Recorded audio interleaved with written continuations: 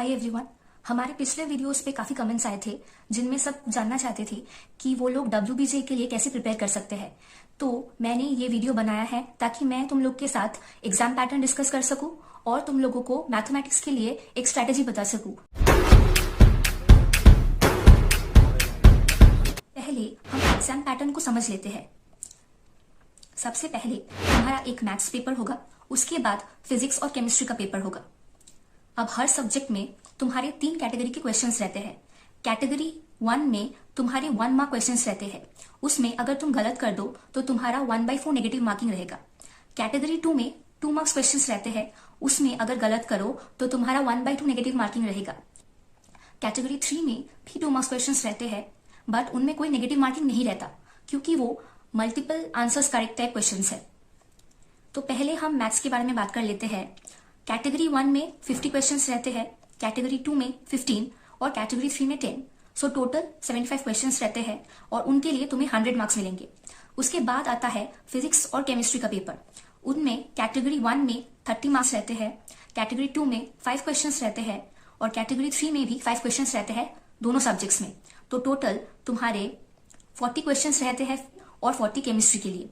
Total 50 marks for physics and 50 marks for chemistry.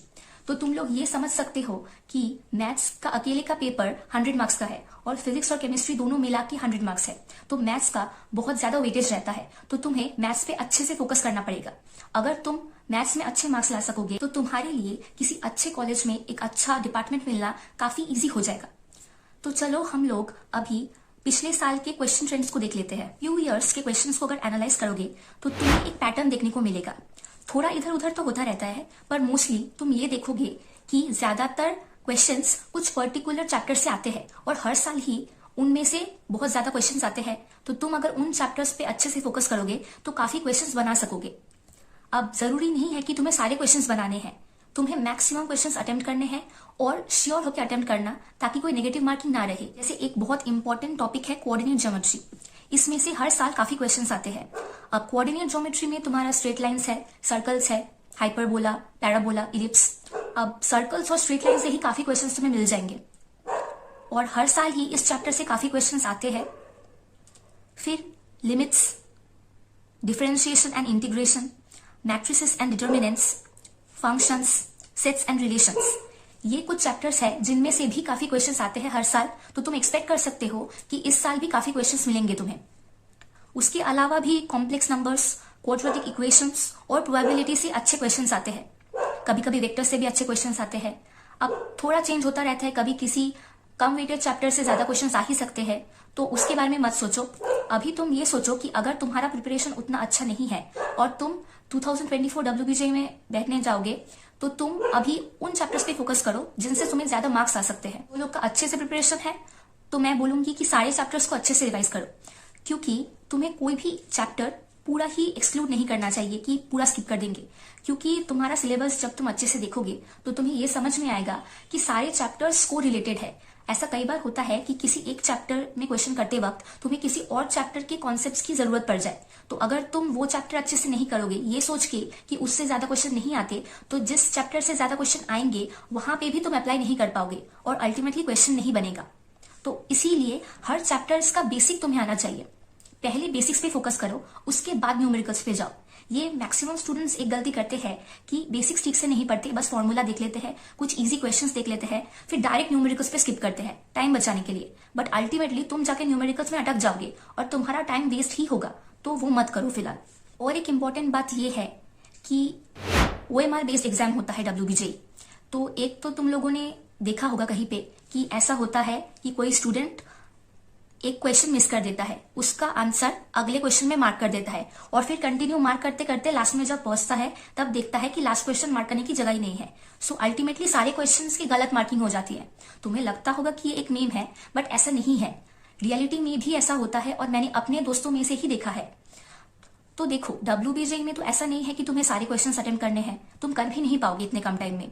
तो क्या होता है कि जब तुम कुछ क्वेश्चन स्किप करते हो तब उसके बाद वाले क्वेश्चन से मार्किंग शुरू करते हो। तो ऐसा हो सकता है कि तुम 31 स्किप कर रहे हो और 32 मार्क करने की जगह तुम गलती से 33 मार्क कर रहे हो। तो उसके बाद से ना फिर गलती होता ही रहेगा और तुम्हारे बहुत मार्क्स ऐसे जा सकते हैं मेरा एक दोस्त है जो नीट में ऐसा कर चुका है और उसके काफी मार्क्स जा चुके हैं, अच्छे प्रिपरेशन रहते हुए भी उसे अच्छा कॉलेज नहीं मिला। तो OMR फिल करते वक्त ध्यान देना कि तुम जो क्वेश्चन कर रहे हो उसके पास ही मार्क कर रहे हो, ठीक है। तो ये एक बात हुई जो सिलेबस से बाहर जाके बोल रही हूँ। एक और इम्पोर्टेंट बात ये है कि टाइम मैनेजमेंट बहुत मुश्किल हो जाएगा तुम्हारे लिए अगर तुम अच्छे से प्रैक्टिस नहीं करोगे। शायद तुम्हें पता है कैसे करना है, लेकिन जब तुम करने जाओगे तब तुम्हें बहुत टाइम लग जाएगा। तो इसीलिए तुम काफी क्वेश्चंस अटेम्प्ट कर ही नहीं पाओगे, पर अगर तुम्हारे पास टाइम होता तो तुम शायद कर पाते। सो ऐसी दिक्कत ताकि एग्जाम के टाइम ना हो तो बेटर होगा कि तुम लोग अभी से अच्छे से प्रैक्टिस करो। सपोज तुम्हारा सिलेबस पूरा कंप्लीट नहीं है तो ये मत सोचो कि सिलेबस कंप्लीट करेंगे उसके बाद प्रीवियस ईयर क्वेश्चन स्टार्ट करेंगे। ऐसा करोगे तो लास्ट में टाइम ही नहीं बचेगा। जितना कंप्लीट कर रहे हो, अगर तुम्हें लग रहा है कि इस चैप्टर के क्वेश्चंस मुझसे हो सकते हैं तो chapter wise previous year questions करो, उससे तुम्हारा स्पीड बढ़ेगा। जितना प्रैक्टिस कर सके मॉक टेस्ट दो, क्योंकि मॉक टेस्ट में तुम्हें एक फिक्स टाइम में फिक्स नंबर ऑफ क्वेश्चंस करने हैं, तो तुम्हें एग्जाम वाली फीलिंग आएगी कि एग्जाम में जो प्रेशर रहता है कि इतने टाइम में खत्म करना है वो प्रेशर रहेगा। तो जितना मॉक टेस्ट प्रैक्टिस करोगे तुम्हारे लिए उतना आसान होगा अपने आप को उस तरह से अडॉप्ट करने का, ताकि एग्जाम में प्रॉब्लम ना हो। और हाँ, अगर मॉक टेस्ट करोगे तो पूरा टाइम लेके करना कि इतना टाइम 2 घंटे के लिए इतने क्वेश्चंस। ऐसा नहीं कि एक क्वेश्चन को लेके 10 मिनट 15 मिनट बैठे रहोगे, तब कोई फायदा ही नहीं है मॉक टेस्ट करने का। एक इंपॉर्टेंट बात, जो एक चीज काफी लोग नहीं जानते, वो है कि जब तुम multiple answers correct type questions कर रहे हो, तब सपोज तुम्हारे ऑप्शंस में से A और B करेक्ट है, तुम अगर A B दोनों मार्क करो तो तुम्हें फुल मार्क्स मिलेंगे, यानी 2 मार्क्स। अगर तुम सिर्फ A मार्क करो या सिर्फ B मार्क करो तब तुम्हें 50% ऑफ टोटल मार्क्स मिलेंगे, यानी 1 मार्क। बट सपोज तुम B C मार्क कर दिए या फिर A D मार्क कर दिए या फिर A B C, तब क्या होगा कि C या D गलत आंसर है, क्योंकि तुमने उसको इंक्लूड कर दिया, तुम्हें 0 मिलेंगे। तो जब मल्टीपल ऑप्शंस करेक्ट करोगे तब ये करना कि जो लेके तुम बिल्कुल श्योर हो उसी को मार्क करो, वरना अगर तुमने गलत कुछ मार्क कर दिया ज्यादा मार्क्स के लालच में तो हो सकता है कि तुम्हें कुछ भी ना मिले। और कोशिश करना कि ज्यादातर 2 मार्क्स के क्वेश्चन सॉल्व करो, क्योंकि उससे तुम्हें बहुत मार्क्स मिल जाएंगे और जनरली बहुत ज्यादा डिफिकल्टी लेवल में डिफरेंस नहीं रहता 1 मार्क्स और 2 मार्क्स के बीच। एक इंपॉर्टेंट बात यह है कि तुम लोग के पास टाइम बहुत कम है, तो पहले सारे क्वेश्चंस देख लेना। अगर तुम्हें लगे कि ये क्वेश्चन टफ है या फिर ये क्वेश्चन के बारे में तुम्हें सोचना पड़ेगा या टाइम ज्यादा लगेगा, तो उन क्वेश्चंस पे मत जाओ। जिन्हें तुम्हें लगे कि जल्दी हो जाएंगे और बिल्कुल सही से हो जाएंगे, उनको पहले अटेम्प्ट करो। पहला कुछ देर वो सब अटेम्प्ट करने के बाद फिर जो टाइम बचेगा उसमें जाके लेंथी क्वेश्चंस पे टाइम देना। और फिर भी जब तुम लोग शुरू करोगे, अगर तुम्हें ये लगे कि ये क्वेश्चन करने में बहुत ज्यादा टाइम लग रहा है, तुम्हारा टाइम वेस्ट हो रहा है, तो छोड़ दो उसे बीच में। तुम लोग कहीं पे रफ वर्क कर रहे होंगे, उधर एक काम करना, एक बॉक्स बना देना, उस रफ वर्क के पास क्वेश्चन का नंबर लिख देना। जरूरत पड़े तो वो जो लीफलेट है उस पेज को फोल्ड कर देना ऊपर के कॉर्नर से, तो बाद में अगर तुम वापस उस क्वेश्चन में आना चाहो तो तुम वो लीफलेट पे जाके चेक कर सकते हो। वरना जनरली इतना कैलकुलेशन हम लोग करते हैं कि बाद में अगर किसी पिछले क्वेश्चन को करना हो तब हमें समझ में नहीं आता कि रफ वर्क कहाँ किया था। तो मैं ये फॉलो करती थी अपने एग्जाम के टाइम पे। बात ये है कि काफी स्टूडेंट्स ऐसे होते हैं जो श्योर नहीं होते कि इस एग्जाम के लिए पूरा फोकस देंगे। वो लोग क्या करते हैं, 2-3 एग्जाम्स के लिए प्रिपेयर करते हैं, एक पे थोड़ा ज्यादा फोकस देते हैं, बाकियों को बैकअप रखते हैं। तो अगर तुम ये करोगे तो शायद ऐसा हो सकता है कि किसी भी एग्जाम पे तुम उतना अच्छा नहीं कर पाओ। सपोज तुम्हारा फोकस 2 एग्जाम्स पे तुम डिवाइड कर देते हो, तब क्या होगा, तुम किसी पर्टिकुलर एग्जाम के लिए ज्यादा प्रिपेयर नहीं हो पाओगे। अगर तुम अपना वही फोकस मैक्सिमम किसी एक एग्जाम के लिए दो, तब तुम ये देखोगे कि उस एग्जाम में एटलीस्ट तुम्हारा बहुत अच्छे से हो सकता है। तो पहले क्या है कि तुम स्टडी करो सारे एग्जाम्स के बारे में, syllabus, exam pattern, cut offs, खुद प्रैक्टिस करो क्वेश्चंस। तब तुम्हें समझ आएंगे कि कौन सा करना तुम्हारे लिए बेटर होगा according to your preparation, according to your interest, कि तुम कहाँ जाना चाहते हो, कौन से कॉलेज के लिए कौन सा एग्जाम देना चाहिए। तो फिर जब तुम एक पर्टिकुलर एग्जाम के लिए अच्छे से प्रिपेयर करोगे तो तुम्हारे चांसेस बढ़ जाएंगे क्वालिफाई करने के।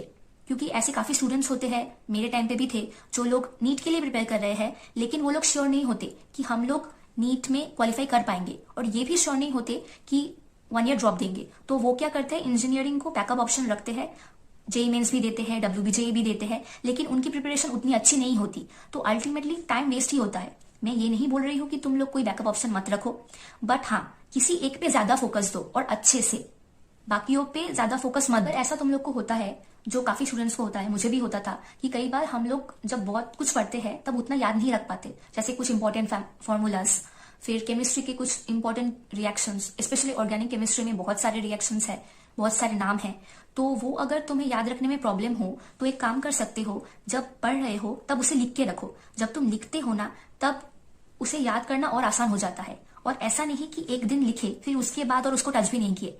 वो जो तुम एक दिन लिखे उसको अगले दिन फिर से एक बार चेक करो, रिवाइज करो, अगले दिन फिर से एक बार रिवाइज करो। ऐसा करते करते तुम देखोगे कि धीरे धीरे तुम्हें याद हो रहा है। और जितना उन कॉन्सेप्ट्स को प्रैक्टिस करोगे, न्यूमेरिकल्स करोगे या फिर कोई भी और आंसर लिखोगे, तो देखोगे धीरे धीरे वो तुम्हारे दिमाग में सेट हो चुका है। हाँ, अब अगर तुम अच्छे से प्रिपेयर करने के बाद काफी दिनों तक उस कॉन्सेप्ट से बिल्कुल टच में नहीं हो, तो फिर जब तुम 2-3 महीने बाद वो टॉपिक खोलोगे तब तुम्हें ऐसा लगेगा कि तुम्हें कुछ भी याद नहीं है। तो एकदम ऐसे मत करना कि बिल्कुल भी टच में नहीं रहे। थोड़ा थोड़ा कुछ कुछ रिवाइज करते रहना। अगर एक सब्जेक्ट कंटिन्यूअस पढ़ना अच्छा नहीं लग रहा तो कोई और सब्जेक्ट पे स्विच करो या फिर उसी सब्जेक्ट के किसी और टॉपिक पे स्विच करो, बट कंसिस्टेंट रहो, तभी तुम्हें अच्छे रिजल्ट्स मिलेंगे। 10 टॉपिक्स के नोट्स बना के रखो, तो जब तुम एग्जाम दोगे उससे पहले उन लास्ट मोमेंट में बहुत ज्यादा रिवीजन तो नहीं कर सकते, पर अगर तुम्हारे पास कुछ कॉन्साइज नोट्स रहेंगे तो तुम लोग बहुत जल्दी रिवाइज कर पाओगे उन नोट्स को, और उससे तुम्हें काफी बेसिक कॉन्सेप्ट्स याद आ जाएंगे। तो इसलिए हो सके तो थोड़े थोड़े नोट्स बनाते रहना, पर्टिकुलरली उन टॉपिक्स पे जिन पे तुम्हारा ग्रास्प उतना अच्छा नहीं है या फिर तुम्हें अच्छे से याद नहीं रह रहा। काफी क्वेश्चंस में नेगेटिव मार्किंग है, तो तुम लोग ये कोशिश करना कि जिन क्वेश्चंस को लेके तुम लोग बिल्कुल श्योर हो उन्हीं को अटेम्प्ट करना।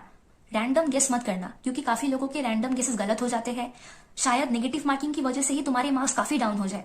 तो कोशिश करना कि जितना अटेम्प्ट करो वो बिल्कुल सही हो, ताकि कोई नेगेटिव मार्किंग एटलीस्ट ना रहे। तुम लोगों को किसी पर्टिकुलर टॉपिक पे डिटेल्ड वीडियो चाहिए तो तुम लोग जरूर कमेंट सेक्शन में बताना, हम लोग रिप्लाई देंगे। तुम लोग हमसे इंस्टाग्राम पे भी कनेक्ट कर सकते हो। अभी तक जो जो भी बोला वो तुम काफी लोगों को बोलते सुनोगे, बट प्रॉब्लम ये है कि हम लोग सब जानते हुए भी उसे अपने डे टू डे लाइफ में इम्प्लीमेंट नहीं कर पाते हैं। उससे आखिर में एग्जाम में प्रॉब्लम होता है। मैंने भी काफी गलतियां की है, मैं नहीं चाहती कि तुम लोग भी सेम गलतियां करो, इसलिए मैंने तुम्हें सब कुछ बताया कि क्या क्या प्रॉब्लम्स हो सकती है, उनको कैसे सॉल्व किया जा सकता है। अगर तुम लोग चाहो तो हम और वीडियोस बनाएंगे इन पे। तो अगर तुम्हें ये वीडियो पसंद आया तो वीडियो को लाइक करो। अगर तुम्हें लगता है कि किसी को इस वीडियो से अच्छी इन्फॉर्मेशन मिल सकती है तो उनके पास शेयर करो। चैनल को सब्सक्राइब करो। Thank you.